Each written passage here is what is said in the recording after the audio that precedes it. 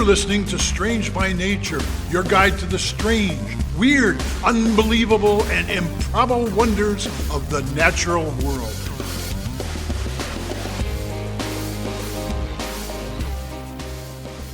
Hello, everyone. Thanks for being here today. I am Kirk Mona, and I am joined today by Rachel Ginza and Victoria Thompson. We are all professional naturalists who together have scoured the world for weird and wonderful wonders just to please your mammalian brain's desire for novelty. Isn't that nice? Let's do this. Hey, everybody. Welcome back. Good to see you. Hi, Victoria. Good to Hey. see you too. I have a good one this week. So I am I excited. sure hope they're all good ones, right? Yeah. yeah, when you have small children, as I do, you spend basically endless amounts of time trying to civilize them out of various natural but, antisocial and disgusting habits. Yep. Exhibit number Yep, one. okay. Exhibit number one for my son is nose picking. Yeah. Ah. Sure. Yeah. It's actually gotten better. Long and glorious tradition. Yep. Yes, it's actually gotten a little better in the last couple months, but for a while there, he seemed to be constantly having a finger up his nose digging for gold. And Yep. yeah, however, my little boy has nothing on a primate cousin of ours that I want to talk about this week, the eye. Okay. Oh, okay. They are truly champion nose pickers. I will get into more detail about this in a little bit. Wow, this really is about nose picking. This okay. is really about Gross. nose picking. Here we go. Lovely. First, I'm going to tell you a little bit about what eyes are. Their Latin name is Daubentonia madagascariensis. Any guess where they're from? Ooh, I'm gonna guess Ohio. Sri Lanka. No, Madagascar. Yes, They're from it is, Madagascar. it is Madagascar. Madagascar. They are primates. They're related to lemurs most closely. And like lemurs, they're only found in Madagascar.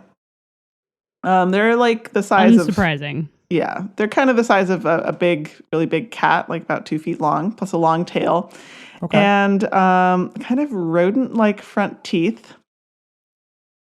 And they actually use those teeth to chew into trees, and they eat grubs hiding underneath in the wood of the trees. Oh, wow. But they're also omnivores, so they eat all Okay. kinds Tasty. of stuff: seeds, fruits, mushrooms, honey, Sure. stuff like that. A little bit of an opportunist, probably. Yes, Probably some tree bark. yeah.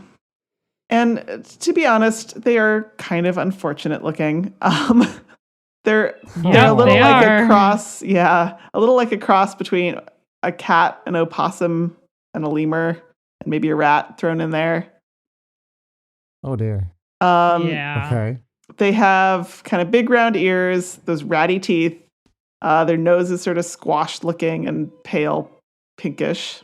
And their fur is kind of scraggly and unkempt looking, and it's sort of a weird mixture of gray and brown and yellow, and sort of sticks out. Like they're a quirky. possum. They're quirky, yeah. Yeah. And in fact, those front teeth do grow constantly like a rodent's. And before they figured out that they were related to lemurs originally, they were classified with rodents. But their most unusual feature is that they have these fingers, bony, witchy, spidery-looking fingers. Oh. How, I'm looking how at a long picture are these here. fingers? These fingers it's a good look question. like something out of a horror movie. I didn't write down exactly how long the fingers are, but they're quite long and I spindly. mean, No. in ratio to the size of their head, it looks like they could stick them in one ear and they would stick out the other ear. Pretty Ah, much. I mean, that's how long they look. It's a very That's awful. apt thing to say, given what we're going to talk about in a minute.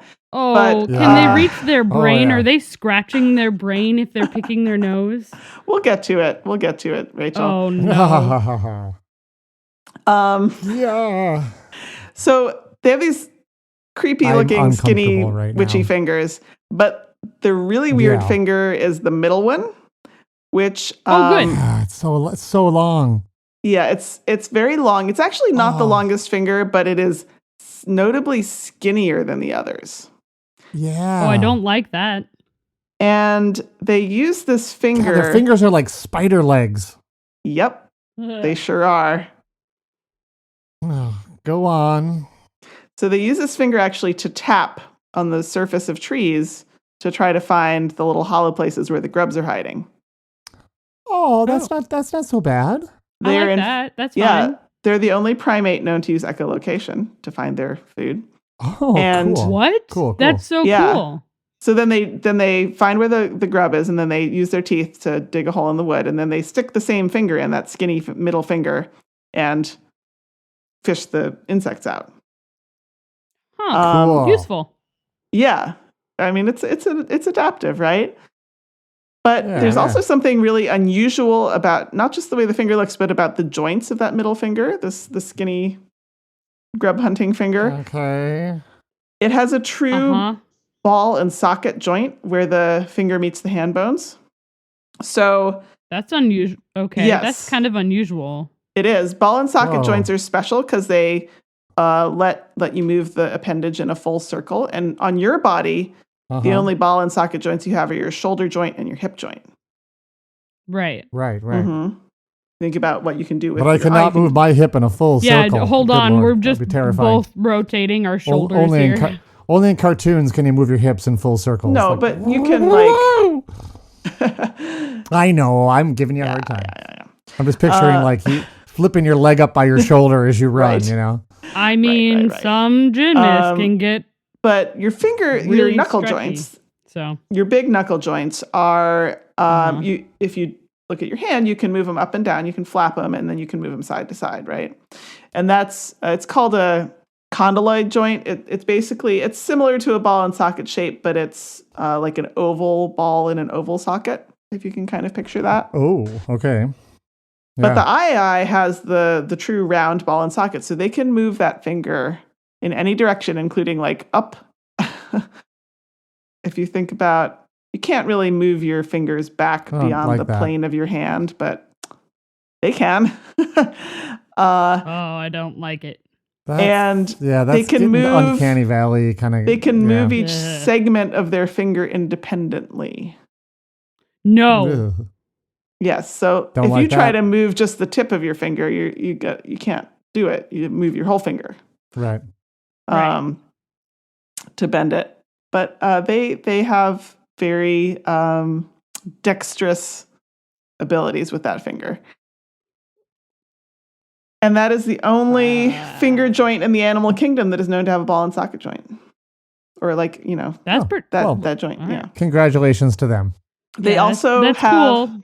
Kind it is of cool. freaky. It's still creepy. Yeah. Mm-hmm. They also have a pseudo thumb, similar to what a panda has. It's like a little projection coming off of their palm. It's basically like a glorified bone spur, but it functions a little bit like a finger. Okay. And scientists actually believe that that's there because the eye's other fingers are so specialized for tasks other than gripping that the pseudo thumb helps with actually more normal hand things that they need to do, like holding on to branches Sure. and other objects. But let's get back to what we're really here to talk about, which is Do we nose have picking. to? Nose picking. God, and Yeah. I was looking at the picture. They've got like No. long claws on the end of these fingers too. Yeah, they do. Oh, So this no. was Oh. caught on camera for the first time recently, which is what prompted the scientific paper that I'm mostly basing this off of. And it just blew people's minds because the eye, It scratched their mind. Yeah. yeah, pretty much. Yeah. Yeah, they can stick it all the Oh, way back no. down to the back of their throat. No. Throat. Yeah. Yep. Heck. So, If you got something in your throat, you just yep, jeez. it Do goes they all the have way a in. uvula? I don't know. Past the uvula, huh? Yeah. So, Inquiring minds want to know. if you ever had a long swab COVID test, Go. Yep. it Oh. felt like it was tickling your brain. Now it's a misconception because first of all, your Right. skull is in the way. Correct. Right. Yes. And Your brain is also like a lot of it is above that area. yes. Yeah. And you can get pretty far back there in a human nose too. It's very uncomfortable, but this is a common carnival trick. It's known as the human blockhead. People can nail, nail a nail or other long objects into their like nose. A 6-inch spike right into your nose. Yep. Yep. That is just going down the back of their throat. It's not going into their skull. It looks incredible. Full that people confession, just have. I will say that is always a skill I've wanted to pick up as like a party trick, because it is like the most of it's super simple to do, and it's safe and everything if you know what you're doing, but because people assume it's going up into your nose. Really, there's like a little flap. It goes under that and then goes straight back. Yeah. The only thing is, like, anything in my nose gives me like the biggest heebie-jeebies. Like, not like a gag reflex, but it's like it's so wrong that I'm like, no, I would love to pick that up as a party trick, and it's not for me. Nope. It's just not for me. Yeah, it's also actually used by some so-called faith healers and charlatans who like will do this with forceps or some other thing like that and jam it way back in the patient's nose and tell them it's curing their arthritis or whatever. Oh. Yeah. Kirk, I really hate that. Like, part of me wants you to learn this, but most of you're me still stuck says on that, huh? no. Yeah, I'm stuck on that. Most of me says no. Just imagine you just like tap, tap, tap, tap, tap. I mean, you can't do it for children because I think they might go home and try it and actually put a nail into their brain. But great party trick. Maybe someday. Ugh. It doesn't seem worth it. It just doesn't seem worth it. Ugh. Yuck. Few things in life are. Yep. Well, but for the eye, it's just a casual nose pick, followed by licking off the mucus collected. Yes. Oh, come on. No. Come Pick their on. nose and eat it. So this paper, which is by Gross. Anne-Claire Fabre and her colleagues, was published in 2022 in the Journal of Zoology. It's called A Review of Nose Picking in Primates with New Evidence of Its Occurrence in Daubentonia madagascariensis. So it's actually hilarious. Unfortunately, the paper's not available in full text without a subscription, which I was able to get through my university, but it's pretty hilarious, even just the abstract, because it places the AI's behavior in the context of other primates who pick their noses, including humans. Oh, sure. It turns out famously. all of the great apes pick their noses and eat it. And several types of monkey are known to do so. And, it's quite possible that all primates do it. It's just we haven't necessarily collected evidence for it. And interestingly, the authors speculate on some reasons for the behavior. Like, it could be just that it was not selected against, right? Yeah, and always an option. It could just be for cleaning purposes. But the fact that feels great. Yep. Yeah, actually, so many species do in fact eat their mucus, including humans, as my son shows us daily. Despite, humans do this despite it being socially unacceptable and considered disgusting, right? A lot of humans do this. And,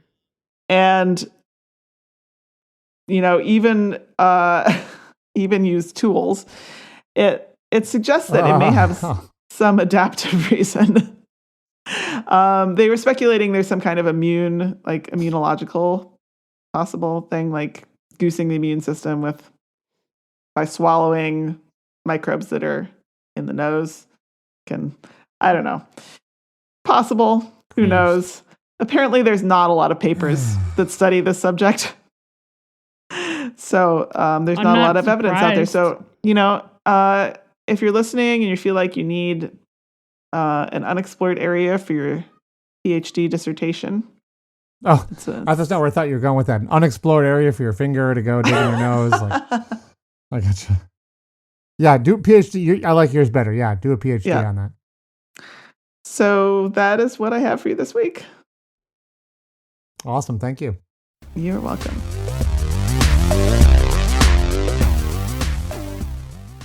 Welcome back, Rachel, Victoria. Would you eat something called rock excrement? Rock excrement? Yeah. I don't usually eat things called excrement. Right? I mean, we're going right from nose picking to excrement. This is really a solid episode here. So I'm using the nice term here, excrement, meaning what is excreted from the body. But we're not talking about sweat, right? I mean, rock feces might be another way to put this. Does anyone fancy some rock feces for dinner? Any takers? No. So are we talking about? No. I mean, rocks can't produce feces. Can they? Well spotted, Victoria. Well spotted. No, they cannot. Translation is a tough thing without cultural context. The food stuff I'm actually talking about was originally known as teocatlatl. And from what I can gather, that name apparently roughly translates to rock excrement. It's not really a great name. It doesn't sound tasty, but bear with me because it's actually something really cool. No. We need to venture down to, it is, I promise, Rachel. We're going to venture down to Mexico, to what is now Mexico City. And here we find Lake Texcoco. And keep in mind, though, this used to be much, much larger. This was a huge lake and a massive series of marshes and wetlands that has hosted humans since at least 1700 BC. So this is a area where people have been for a long time. But it's not really there today because it was largely drained to make room for what's now Mexico City. Now, I don't know how old the actual word teocatlatl is, but I do know that the Mexica or Aztecs moved to the lake around the year 1325, and they began to build their great city there. And it may have been at that time that they discovered what they called essentially rock excrement growing in the lake. And what they discovered was a species of blue-green algae, or if you prefer, cyanobacteria, that today we mostly call spirulina. Have you heard of spirulina? I have heard of it. It's like a health food kind of Vaguely. Yeah, it's often sold as a health food. So, as you may recall, if you're a listener to the show, blue-green algae goes way back. It's one of the oldest forms of life on Earth. You may recall I talked about their role in the Great Oxidation Event on Earth that basically made all the oxygen on Earth. So they're pretty cool. I'm glad that cyanobacteria are around because I like breathing. So the Mexica breathing learned is great. They could farm this cyanobacteria from the water and use it as a food. And that's still how it is used to this day. It's called spirulina because that's the genus it was first placed into. And in a weird quirk, of course, it has now been moved to a new genus. Yes. So it's no longer scientifically spirulina, but that common new common name has stuck. And it seems like that's kind of the one that a lot of people use now. Have either of you eaten spirulina? Not to my knowledge. So. Not deliberately. I have, like a number of times. Often, the place I see it is like an added something they'll add to smoothies, like extra nutrition and whatnot. I'm not that much into smoothies. That seems to be kind of the most common place. I haven't had it in a smoothie in 20 years, but it's out there. So interestingly, the Mexica or Aztecs were not the only people in the world to discover the benefits of this plant or closely related species. People living around Lake Chad in Africa have also traditionally harvested a cyanobacteria from the lake that is very, very similar. I mean, they are very closely related. So the question is, why would I want to eat what essentially is like pond scum? Like it's kind of the stuff that like it's blue-green algae. It's the stuff that it is what makes lakes turn green in the summer, and it's not real appealing to most people probably. Well, dried spirulina contains 5% water, 24% carbohydrates, 8% fat, and get this, 60% protein. Wow. So it's super high in protein, which is very cool. It also but how? How? Plants can have protein. Yeah. It's not a plant anyway. It's a bacteria. It's not a plant, but I mean, it's the kind of thing, there's lots of things in life that have protein. I think is what I'm trying to say. Like, we think of protein as being exclusively like an animal thing, but there's all kinds of things in the world that are full of protein. Everything's made out of protein. It's not just that though. It has almost all the necessary potassium, calcium, magnesium, and beta carotene that humans require. It is nearly a complete food containing all 8 essential amino acids. It has iron in a bioavailable sort of form that is 60 times more absorbable than regular like iron supplements you would take. And things like protein and carbs and amino acids are critical parts of people's diets. And so spirulina is both cheap and super easy to grow. And researchers are looking at how to use spirulina in people's diets as a way to help address food insecurity. Because again, it's so easy to grow and so nutrient dense, which is really, really cool. It also contains like almost all the B vitamins you need. So thiamine, riboflavin, and niacin, which are all B vitamins. They're all present in great quantities. For example here, if you ate 100 milligrams of the dried powder, you would get 306% of the riboflavin you need for a day. So it's pretty packed full of nutrition. The one thing I will say about it, it's not, in spite of what some people might try to claim, it's not like a perfect food. You could not survive on spirulina alone. It is lacking notably in vitamin B12. So unless we can like engineer or breed a version that makes B12, you could not survive on this alone. So there's a lot of websites out there go ahead. How does it taste? That's what I was going to ask Victoria. Like, how does it taste? Honestly, I've had it mixed into smoothies, and it tastes kind of green, kind of earthy, is from what I remember. Like, not a whole lot of flavor. I don't think I'd like eat a handful of the powder. Maybe like it's just sort of, it's pretty bland. I think it's not like it's so good for you, but it tastes like excrement. Like it's not like that. I mean, it's pretty inoffensive. You'd probably be adding it to your diet as like a sort of supplement or something, and that tends to help. Yeah. So as I was saying, there's a lot of websites that are touted as like a miracle food, and I think as long as we consider it a food, we're okay. There have been no studies that conclusively show it can treat any sort of disease. So probably best not to believe any of those claims that say that it can.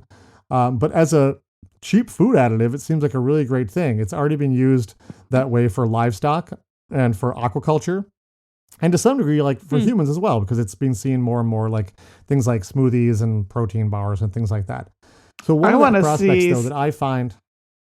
I want to see some traditional recipes that the Mexica used it for. Well, it would be taken out of the water and dried into cakes. So you'd have like these little cakes of it that could be dried, and that could be stored for a long time. But then it's getting mixed into all the traditional foods that you'd be thinking of, like beans and corn, and made into like a any kind of dish that you're going to have those in. So some of the things that might seem pretty familiar to us today would just have it mixed in as yet another little something mixed in. People were not necessarily taking like a cake of spirulina and just like not chowing on down, right? It's pretty much, since humans have always used it, been something we've added to our food. Okay. One of the prospects I find fascinating for this ancient plant is actually not the role it's played in our past, but the role that it could play in our future. As humans think about space travel, the idea of using spirulina as a food source is being looked into. So it grows fast, it's nutrient dense, it doesn't require any soil, and it requires very little input. Like it basically just needs slightly salty water with a pH over 8.5 and a bunch of sunlight. And NASA has actually done research on spirulina, and I should say other cyanobacteria as well. So I'm not sure if like spirulina in the long run will be the ultimate winner. And that's what people might decide to use, or if we're going to find or engineer something even better. But it's pretty cool that this like ancient little tiny form of life could one day leave the planet with us so that we can explore other worlds. That to me just seems like a really poetic, beautiful kind of idea. Cool. That's really all I wanted to share with you is just this really cool cyanobacteria that you can eat and is surprisingly like super, super good for you. Even though you might think of it as like, we might call it pond scum, and people in the past basically decided to call it rock crap. So it's pretty cool. My sources this week for some of the little tidbits of information were the BBC, Wikipedia, and newfarmers.com. Cool. So let's go to a break, and when we come back, we'll hear from Rachel.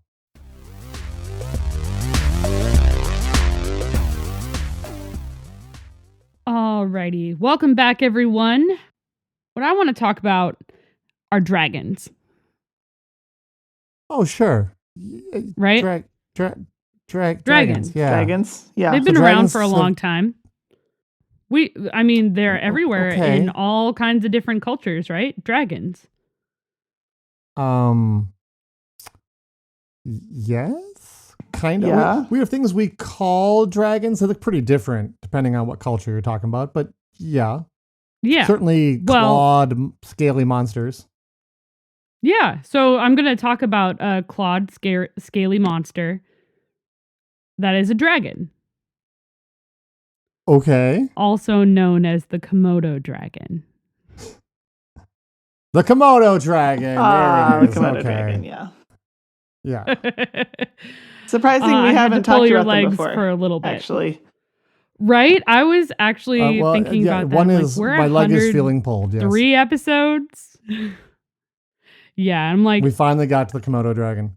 it just, yeah. How have we not done it? Anyway, so the Komodo dragon is the world's largest species of lizard. So generally speaking, so that it's a reptile, of course. So it's related to like snakes and such, but is a different type. So it's related to kind of like geckos and legless lizards, but way, way further back. So they are in 5 Indonesian islands. Islands of Komodo, Rinca, Flores, and Gili Montang, sorry. There is another island as well, but it's not native to that particular island. They're thought to have come originally from Australia. Really? But how unusual for you to that. mention Australia. Yeah. Right. It's a crazy thought that I would have mentioned Australia on this show. So they were originally thought to originate from like a common ancestor about 40 million years ago. Moved to Australia and then kept differentiating until about 4 million years ago we got the Komodo dragons that we know and I guess love today. I don't know. So there are some like animals the modern form, something we would recognize. Right, the more modern form. I will say, of all the animals that are out there and all the things that tend to scare me, there's only a handful that really, like, even in a zoo, will make me nervous, and this is one of them. I want to hear that whole list sometime, but we'll stick with the Komodo dragon. We'll stick with the Komodo dragon, but part of the reason that they make me nervous, so they're technically they are a monitor lizard. So I'm sure some of us have seen pictures of Komodo dragons before. They are long, big-bodied lizard with a long tail that's as long as their body. Really powerful legs with sharp claws. They're pretty low to the ground. They're about 2 Rachels in length. If they get to like full including the tail. Length, wow. Including the tail. Wow. So pretty much the largest anyway was 10.3 feet long, which feels too long. Generally speaking, they get to be long. about that's a very big lizard. 8.5 feet. They look really heavy too. They just look really too long. solid. Oh yeah, they're very solid, very muscular lizard. They weigh anywhere from 150 to 200 pounds. There's some differentiation when it comes to males and females. So they are just going a little Yep. Okay. So Komodo dragons are the reason why I'm bringing them up on this show is not just because they're the largest lizard on the planet, okay, on Earth, since there aren't any dinosaurs anymore. But I'm also bringing them up just because of something very special that a lot of us probably already know about, but I wanted to talk a little bit further here. So we all know that there are these large lizards, and they pretty much dominate this area of they dominate the ecosystem in the islands that they are in. They actually can swim. They've been found swimming between the islands rather easily, which was disconcerting when I learned about that. Didn't like learning about that. Yep. And they can run decently fast as well, which I also didn't like learning about. No, thank you. But what I really wanted, right? They can run a decent clip. I think it was somewhere like 12 miles an hour, something like that, which isn't super fast. That's pretty good. That's pretty fast. Still isn't. I mean, Not a human slow. could outrun them. That's but not. Yeah, but At a for sprint, a right? lizard of But- that size, that's Yeah. pretty good. definitely. Anyway, so there's a lot of things that go around when we think of Komodo dragons. We tend to think about their saliva and their bite. There is some debate on whether or not they Yes. were actually venomous species. And I'm going to say this out to everyone who doesn't already know me. So there is a difference between venomous and poisonous. Poison is you bite it and it makes you sick. Venomous is it bites you and it makes you sick. So there's a lot of debate about the Komodo dragon when it came to their saliva. Here's the thing. Their saliva, yes, has lots of bacteria. There's actually at least 7, from what I was able to see, at least 7 different types of bacteria that live that actually can have been known to cause sepsis, which awful. Yikes. Terrible. Lovely. Like good hanging for out in their them. It mouth. helps them take down their food and be able to like digest a little bit better. But they do have venom. Yeah, they sure do. They have in their lower jaw, they actually have a couple of glands that all the venom does is an anticoagulant. So it has the blood keep going. It doesn't allow it to clot. So it's not like So animals will going bleed to out. make you sick kind of venom. Yeah, it's to make them bleed out. But if you're going to get hit with this lizard and it's going to bite you, that's not what's going to take you down, the bacteria and or the venom. It's their serrated teeth. Well, it's probably the that combination of all of that, you know? Well, yeah. It's Yeah. also going to be the serrated teeth that have been equated to like if you get away, you're not going to get far. It's like the long game. They're going to come find you. yeah. Yeah. I mean, yeah, if you get away, like those things probably will cause some sort of problems for you, but it's also their large, curved, and serrated teeth that have been equated to things like a shark or even like a Oh. saber-toothed tiger, which I don't like. They apparently go through anywhere from, I think, 4 to 5 sets of teeth throughout their lifetime. wow. So they're able to Cool. like replenish their teeth. The cool thing, though, that I thought was really strange and is something that scientists are looking into is while their saliva has about 50 different bacterial strains, crazy, and 7 of those are super septic. Shockingly, they aren't deadly to other Komodo dragons. Okay. Huh, okay. So Komodo dragons are often sparring with each other, and they tend to, use their teeth and bite and whip their tails. as they're fighting because they're generally solitary Rachel? creatures. There's a hierarchy involved when they go to feed things. But when they are like eating or when they're fighting other Komodo dragons, they don't seem to be affected by the bacteria that is in the saliva or venom, which is absolutely crazy. So they're trying to see if there are antibodies potentially in Komodo dragon blood to see if there could be like if they could use that in medical research to be able to combat the bacteria that is in their mouths, like especially the ones that cause sepsis, which is crazy. Yeah.